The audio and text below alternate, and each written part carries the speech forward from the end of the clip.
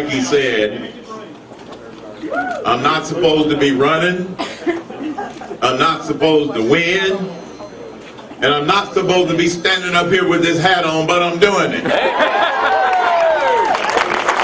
Because this is who I am. We have a saying in the Cain campaign: let Herman be Herman. We also have a chief of staff by the name of Mark Block. And we say, let Block be Block. You want to know why? Because this campaign is about let people be people and get the government off your backs.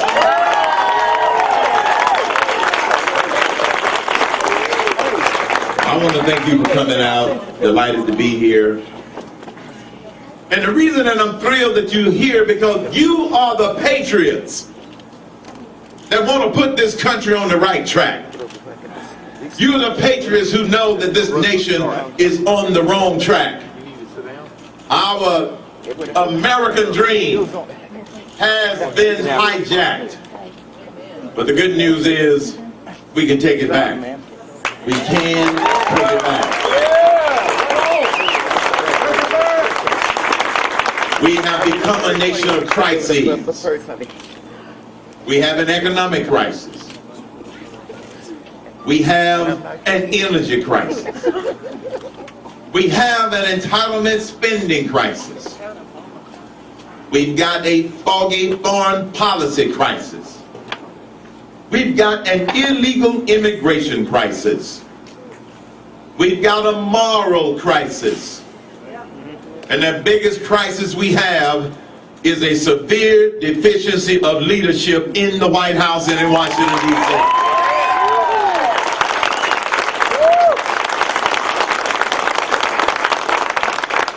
Now here's how we get out of this mess. Fix stuff. Instead of just continuing to talk about it and trim around the edges. Fix stuff. That's what businessmen do. And no, I don't satisfy the traditional model of what people are what the experts are looking for. They're looking for somebody who immediately had high name ID. I didn't have immediate high name ID. When I announced in May of this year, my name ID was about 21%. But I got some good news for you. According to the latest Gallup poll, it's now up to 80% thanks to y'all. Oh yeah!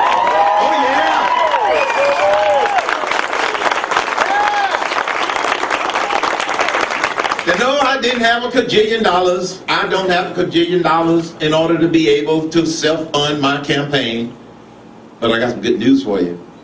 Thanks to y'all, the contributions have gone up a lot in the last few weeks. So we are going to be in there to win it, and we're going to be in there to the end, thanks to you.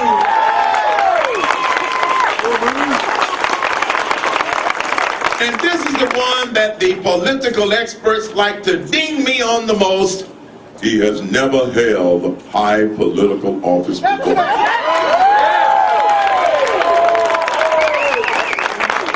is a good thing. You get it and they don't. But the way we get out of this mess, folks, is we got to... My approach is the same that I use in business. It's the same that every successful person uses. They might use different words, but it's the same. First, make sure you're working on the right. Assign the right priority. Surround yourself with good people. And number 4, that will allow you to put together the right plans in order to solve problems. It has been said by some of the experts that I have no foreign policy experience. And the guy there now does.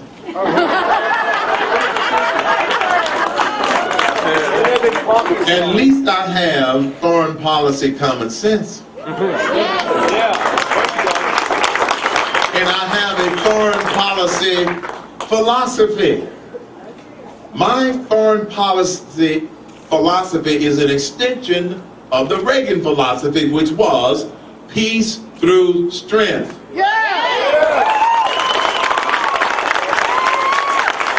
The Cain philosophy is peace through strength and clarity. We must clarify who our friends are, clarify who our enemies are, and stop giving money to our enemies.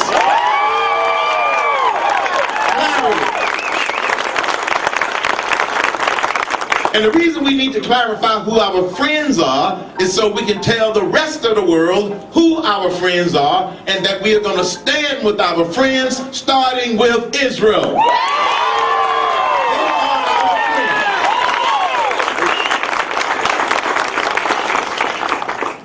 And if I were president right now, I wouldn't have gone to Iraq or drawn the troops out of Iraq without talking to the commanders on the ground. That doesn't make any sense. And the other thing that doesn't make any sense is that you're going to pull the troops out, and then you're going to send an email to the enemy letting them know what you're going to do and when you're going to do it. You don't tell the enemy what you're going to do. That doesn't make any sense. How much experience do you need to know that you don't tell your enemy the next move that you're going to make? So I make a commitment to you that as President of the United States of America, I will not send our men and women in uniform into harm's way unless it is clear what the mission is. It is clear what victory is. And it is clear that we are going to give our men and women everything they need to win, because that's what they do. Anytime we get in a conflict, our men and women want to be in it to win it, and we must give them what they need in order to do the job.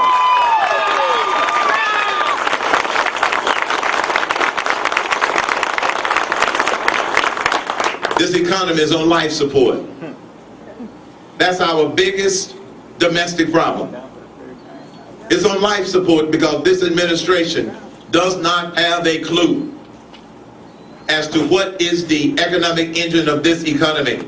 It is the business sector, not government. And you must put fuel in the engine that moves the economy. This administration put $1 trillion in the caboose, and the economy didn't grow. Now this administration wants to put another $450 billion in the caboose and want us to believe that this time the caboose is going to push the engine up the hill. No, it will not. It didn't work with $1 trillion. It's not going to work with $450 billion. We need to put some fuel in the engine in order to drive this economy. Here's the Cain plan. First, throw out the current tax code.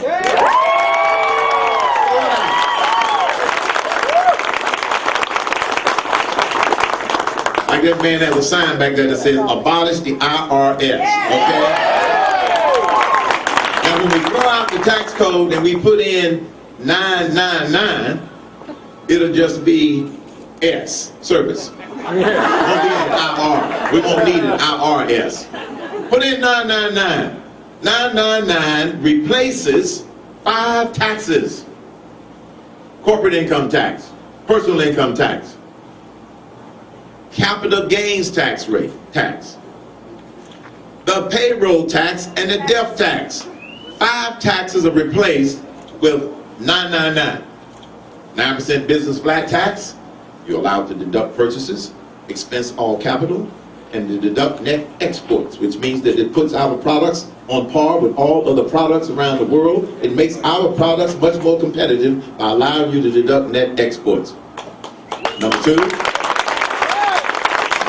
tax on personal income, but you can deduct charitable contributions from that, and then you apply 9%, and then a 9% national sales tax. 9% national sales tax. When I was doing one of the debates, I think it was the debate before last, Senator Santorum says, but Herman's plan can't pass. What do you mean by plan? His plan can't pass. And I said, Senator, therein lies the difference between a politician and a businessman. You see, politicians want to propose stuff that they think they can pass. Businessmen propose stuff that fixes the problem. That's what we need to do. Let's fix stuff. And then in that last debate, I don't know if you all noticed that I was attacked from every side. The reason I don't have my jacket on is because we're still trying to sew up all of those bullet holes from the last debate when they all came after me trying to attack my 999 plan. The good news is none of those false accusations stuck. They didn't stick because they were all false. And then one of the ones that a couple of my opponents wanted to use, well, do we want to give the government one more way to tax us with a national sales tax? Well, look at it this way. The national sales tax is one more way for them to tax us, but we get rid of 82,000 ways in the current tax code. Which one would you rather have? One that you can see, or all of those that you can't see? And when we developed 999, we had some criteria that we put down. We wanted it to be simple. 999. We wanted it to be transparent. There are no hidden lines. We wanted it to be efficient. Right now, under the old tax code, we spend $430 billion a year filing and filling out the forms. $430 billion a year. Now you'll be able to fill out your 999 tax form on a sheet of paper front and back. And we wanted it to be fair. Not according to Washington's definition of fair, but according to Webster's definition of fair, which is everybody gets treated the same. How about that for a novel idea? Everybody's the same. No loopholes. Now the only special treatment is for those at or below the poverty level. And the media wants you to believe that I changed the plan after I was criticized. No, I didn't. It was in the plan all along. They just didn't read it. And so 909, that's not changing the plan. That's for those at or below the poverty level. And when I was saying at the debate the other night, you all didn't read the plan, it proves that they didn't read the plan because that's been in there all along. But they didn't get that far. They were too busy trying to figure out how they were going to attack the plan. And so, yeah, we have a provision in there for that, but then it's just that simple, folks. Now, here is the part about the 999 Economic Growth and Jobs Plan that really makes my opponents and liberals angry. You get it, and you like it. You understand it. They don't want you to understand it. They want it to be so complex that you don't understand it, so they can pass some more sneak taxes. You know, the ones that we get taxed and we never know what they did to us until after they did it to us. So that'll get our economy going. We've had it scored statically and dynamically. The good news about it, all those false attacks did not stick.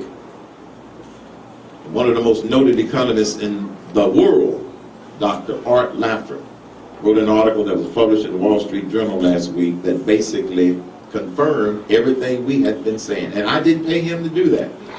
He did his own independent analysis, confirmed that 999 was something that is a strong plan and is pro-growth.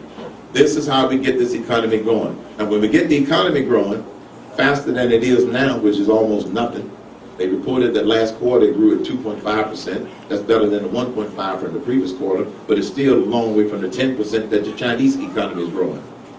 And we've got to get that number up a lot more, and that's why we're going to be able to pass 999 within the first 90 days of my administration.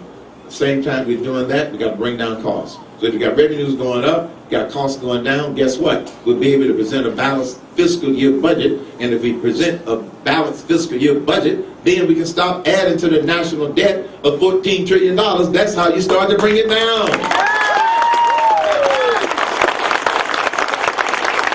And the national debt is what's killing our currency. And all of the inflation that's messing up our currency. In 1988, when I was at Godfather's Pizza as president and CEO, the exchange rate for $1 US versus a Canadian dollar was, you needed $1.20 to get $1 US. Today, you need $1.20 to get $1 Canadian. What's wrong with that picture?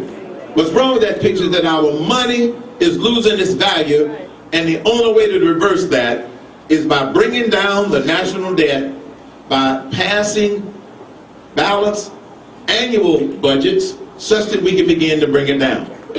And I believe that we can do that. Because one of the things I'm going to do as president is across the board 10% cut of every federal agency with an executive order. 10% across the board. And that's just a start.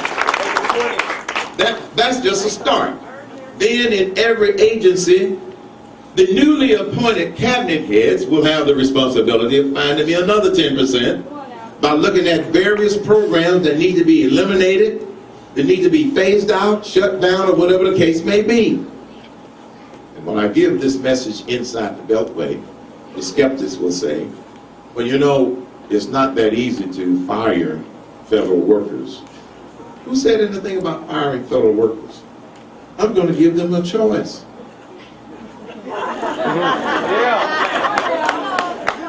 Early retirement or reassignment. They said, well, where are you going to reassign them? I understand that there's an empty building in Nome, Alaska. It's their choice. Folks, we can do that. This is what businessmen do. You cut and you get rid of stuff that doesn't need to be there. So, all of the various, whether we're talking about illegal immigration, the approach is the same. I start out with, are we working on the right problem? And different from my opponents, I'm not going to throw everything, including the kitchen sink, in one great big bill that's going to confuse people. No. The 999 plan is a separate plan. It fits on a tripod.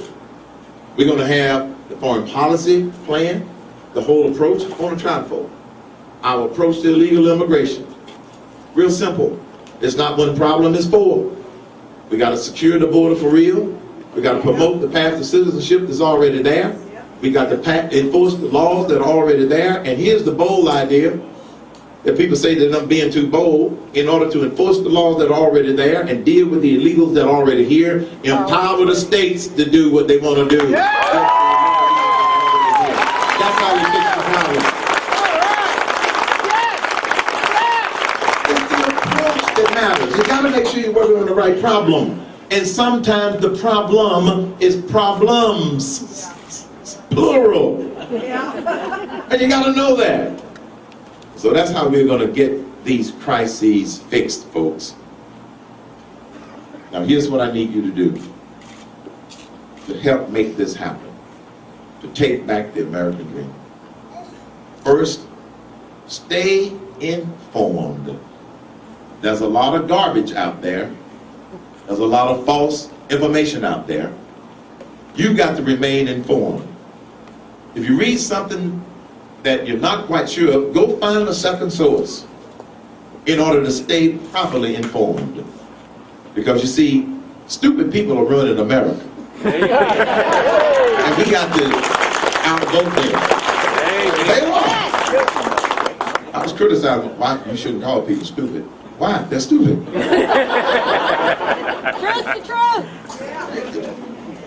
They don't get it. You know? Secondly, stay involved.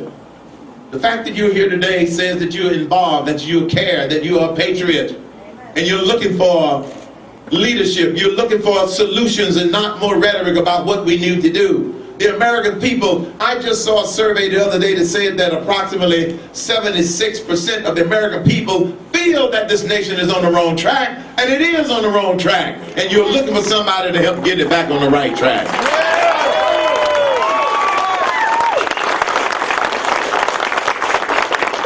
I don't claim to have all the answers, but I know what all of the problems are, and I have all of the questions. That's what leaders do. That's how I was able to succeed in business for over 40 years. Stay involved. Do what you can do. And as the great philosopher Emerald Lagasse says, kick it up a notch. Whatever you're doing, kick it up a notch. Because you see, if conservatives get out and vote and don't stay home, if the Christians and evangelicals get out and vote, if those independents and moderates in their right mind get out and vote, we win. We've got the numbers on our side.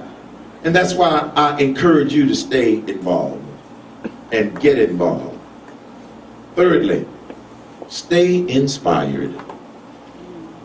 I wouldn't be running if I didn't believe that we can take back our government.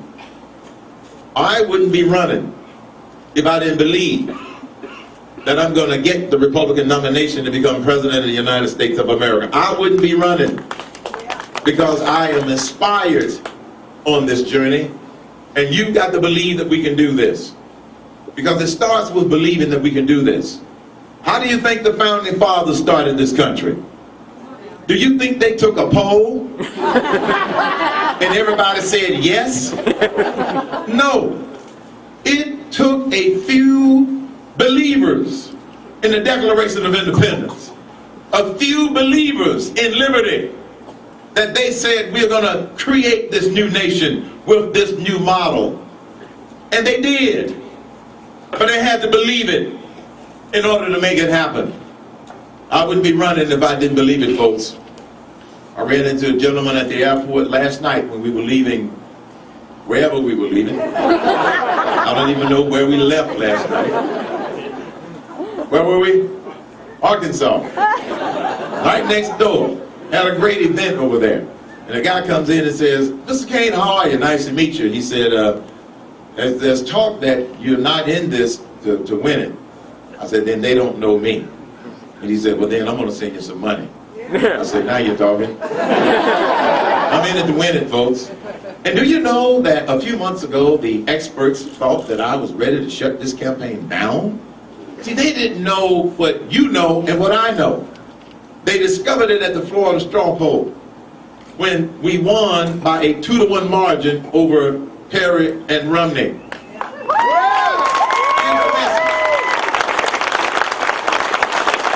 Here's what some of them have finally figured out. We already knew it, because I've been traveling across this country, visiting states for over a year. Number one, the voice of the people is more powerful than the voice of the media. You're not going to let the media tell you who's going to be your next president.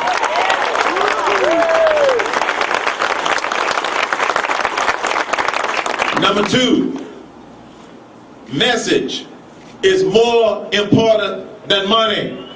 Message is what resonated with the American people. And so stay inspired. Believe that we can do this. It was back in 1999 that I discovered that I was supposed to do something bold with the rest of my life. I just didn't know what it was supposed to be. It was in 1999 that my first grandchild was born. And when I first looked into that little face, the first thought that went through my mind wasn't, what do I do to make sure she get a good education? What do I do to make sure that she has the things that she needs to grow up right and all of that? No.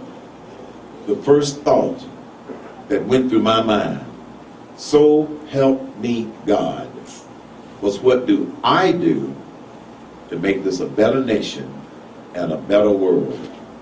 That was 12 years ago. And I didn't know the answer then. And then as my life unfolded, in 2006, diagnosed with stage 4 cancer. Stage 4 cancer, and I had to ask the surgeon, well, what is that? She said, that's as bad as it can get. So I decided to get a second opinion. And he said, that's as bad as it gets. This is in 2006. And then when I was diagnosed, I sat down and talked to the surgeon that was going to do the surgery to remove 30% of my colon and 70% of my liver. I said, what are my chances, doc? He says, you got about a 30% chance of survival. 30% chance, that means I got a 70% chance that I'm not going to make it. He said, yes. Right then I said to the surgeon, I said, I know which group I'm going to be in. I'm going to be in that 30% group, and you're going to have another success story to talk about. And we've been talking about it for 5 years now, totally cancer-free. Believe. I believed that I could beat cancer, and I did, with my faith. Amen. Amen. and the ability to take advantage of the best health care in the world. We don't have a health care problem in America. We got a health care cost problem. And the way to fix that cost problem is we've got to start by repealing Obamacare.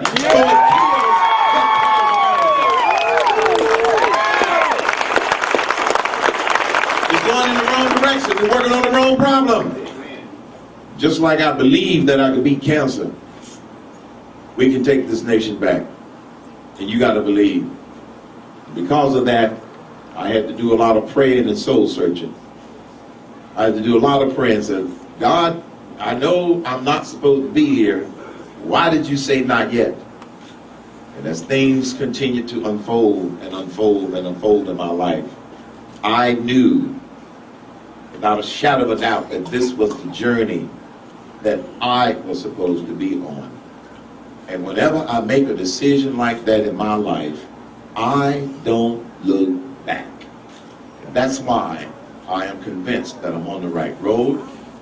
I know that I have the backing and the support of people like you all over this country, and that the American people, this sleeping giant called we the people, it has awakened and is not going back to sleep.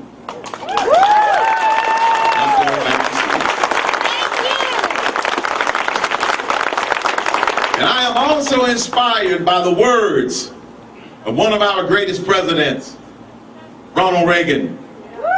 President Reagan used to describe this nation as that shining city on a hill, because all of the rest of the world looked up to America despite our challenges. And in the last 3 years, that shining city on a hill has slid down to the side of the hillside because of the weakening of our economy, the weakening of our military, and the weakening of the respect that we had in the world.